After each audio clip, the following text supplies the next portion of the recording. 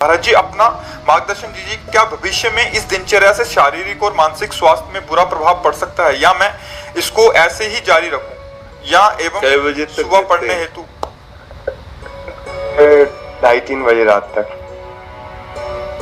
हाँ, आजकल तो इसे बच्चे जो अच्छी पढ़ाई कर रहे हैं वो ऐसा ही हमें बताए।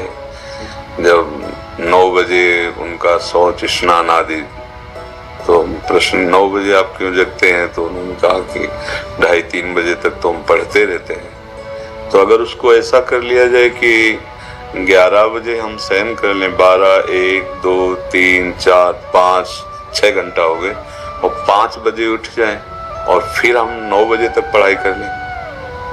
मान लो अगर 9 बजे आप जगते हैं तो शास्त्रीय पद्धति के खिलाफ हो गया ये दिनचर्या, और स्वास्थ्य के लिए भी ये ठीक नहीं रहेगा।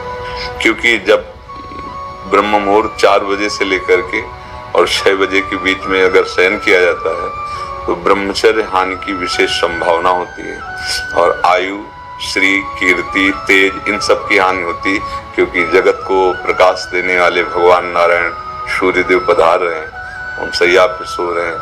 हमने तो गांव में भी देखा है कि 4 बजे कोलाहल शुरू हो जाता है, सब जग जाते हैं। तो अगर हमें अपने को सही मार्ग में लाना है, तो जैसे हम 9:15 बजे, एक बार किसी विद्यार्थी ने शौच स्नान 9:15 बजे, हम 9 बजे जगते हैं, वो विद्यार्थी ने बताया, हम 2:30 बजे तक पढ़ते हैं। तो इसी समय को बदल लिया जाए। महाराज जी, सुबह जल्दी उठा, लेकिन जैसा रात में मन लग रहा है वैसे सुबह नहीं लग पा रहा है। क्योंकि आपका अभ्यास नहीं है ना, आपका अभ्यास नहीं, इसलिए ऐसा लग रहा है। लेकिन महाराज जी, लंबे समय तक ऐसा करके देखा तो परिवर्तन कुछ समझ में नहीं आया। नहीं, तुम कहिए नहीं, तुम्हारा परिवर्तन कैसी बात, तो अनुभव की बात है। तुम्हारे अनुभव गलत हो सकते हैं। अगर हम कह रहे 5 बजे उठे, जल पिया, इसके बाद थोड़ा टहले, थोड़े से 100-200 कदम, शौच गए, इसके बाद व्यायाम आधा घंटा किया, 20 मिनट प्राणायाम किया, अब बैठ जाओ पढ़ने में, एकदम स्मृति नवीन, एकदम क्लियर। अब कितने समय तक प्रयास कर सकते हैं इसको? अरे जीवन भर प्रयास करना है, हम जीवन भर विद्यार्थी हैं। कोई पढ़ाई छूटेगी, कोई नौकरी मिलेगी, कोई किसानी, कुछ भी करेंगे, जीवन में एक दिनचर्या होनी चाहिए सोने और जागने की, एक लिमिट। जैसे एक बहुत व्यस्त शरीर है, उसके लिए 7 घंटे बहुत पर्याप्त है सोना, 6 घंटे वैसे पर्याप्त है, 7 घंटे। अब जैसे अपने लोगों के तो 3 घंटे, 2 घंटे, 1.5 घंटे, 24 घंटे में 1.5 घंटे, 2 घंटे। अब जितनी कोटि का उपासना में प्रवेश है, और नहीं 5 घंटे, या 5 के बाद फिर नहीं माना जाता है कि तुम साधक को पड़े सो रहे हो, ऐसे 5 घंटे आखिरी। पर जैसे किसान आदमी, व्यायाम किए हुए, बहुत मेहनत करने वाला व्यापारी, 7 घंटे से ज्यादा नहीं रखा गया सोने के लिए। आप देखो, फिर वही हमारी बात आती, दिनचर्या एक तेज लाती है, एक जो आप 6 घंटे पढ़ करके समझ नहीं पाओगे ना, वो 2 घंटे में आप 6 घंटे का काम निपटा लोगे।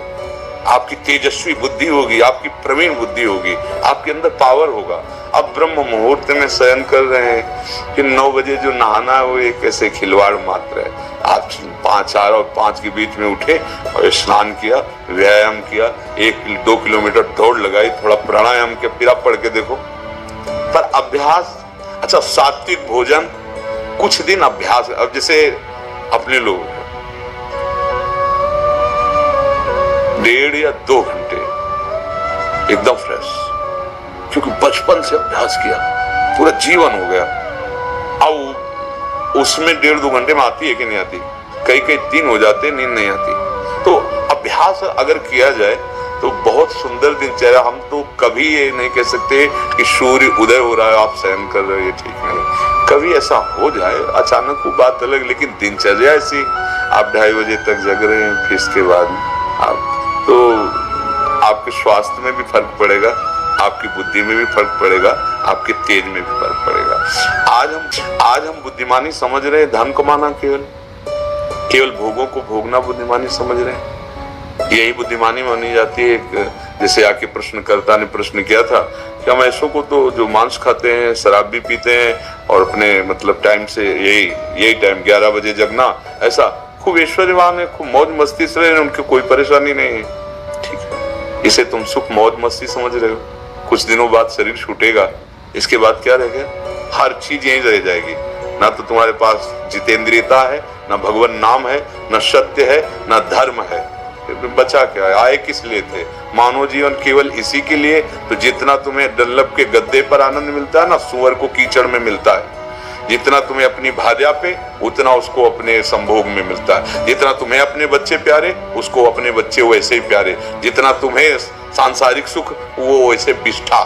तुम्हें रबड़ी रसगुल्ला जैसे अच्छा लगता है, उसको बिष्ठा और ये सब अच्छे लगते हैं। अंतर क्या रह गया? पशु में हमारे में अंतर क्या रह गया इतना?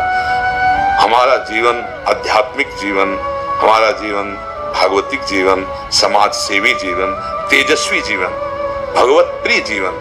तो पीछे वाले में यही हमने चर्चा की है कि हम इतने पढ़े लिखे, इतने बलवान बुद्धिमान सब बन रहे हैं, और जरा जरा सी बात में भाई भाई को मार रहा है, जरा सी बात में बूढ़े माता पिता को मार रहे हैं। ये बुद्धिमानी है, ये पढ़ाई लिखाई, ये डिग्रियां हैं।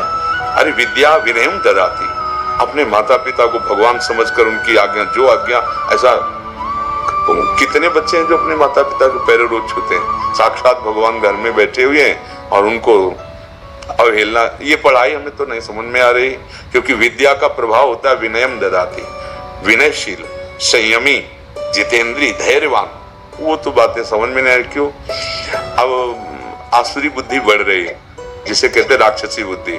माँ नहीं, माता पिता नहीं देवा, आसुरी बुद्धि बढ़ रही, खान पान गलत हो रहे हैं। अब बच्चा आए हो यहाँ इसलिए प्रश्न किया, इसलिए बता रहे कि अब कोई सुधर जाए तो सुधर जाए, नहीं तो आगे सुधरने के चांस ही नहीं रहेंगे। ऐसी बुद्धि बिगड़ती चली जा रही।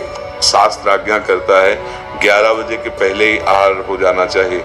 इसके बाद प्रातः ब्रह्म मुहूर्त के बाद, रात्रि में कोई निशाचर थोड़ी आहार विहार। पर अगर ये सब बातें तो फिर समझ में नहीं आती। अब बुद्धि कितनी रह गई?